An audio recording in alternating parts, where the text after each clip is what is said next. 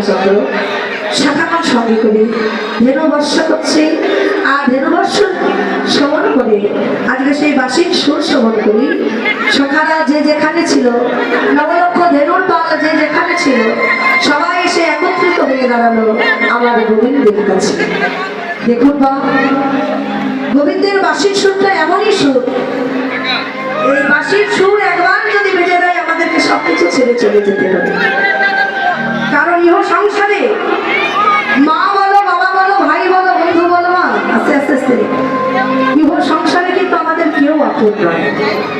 যদি আপনই যদি হবে, দেখুন ইহ সংসারে অনেক মা বাবা আছে যারা নিজের সন্তানকে হারিয়েছে, অনেক সন্তানরা আছে যারা নিজের মা বাবাকে হারিয়েছে, অনেক স্ত্রীরা আছে যারা নিজের স্বামীকে হারালো।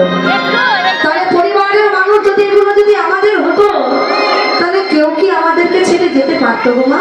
হ্যাঁ, কারণ ইহ সংসারে আমাদের কেউ কারণ নয়। মা বলো, বাবা বলো, ভাই বলো, বন্ধু বলো।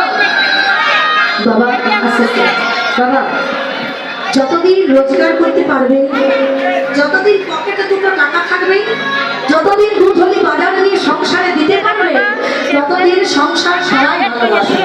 কিন্তু যেদিন এই শরীরটা চলবে না, সেই দিন বুঝে যাবেন সংসারে কেউ কারণ না। ও মায়েরা, আমরা নারী জাতি যতদিন সংসারে রান্না বান্না করে সবাইকে খাওয়াতে পারবো, যতক্ষণ সবাই কাপড় কেচে দিতে পারবো, সেবা দিতে পারবো, সংসার সবাই ভালোবাসবে। কিন্তু যেদিন আমাদের এই দেহটা চলবে না, সেই দিন বুঝতে পারবো ইহ সংসারে কেউ কারণ না।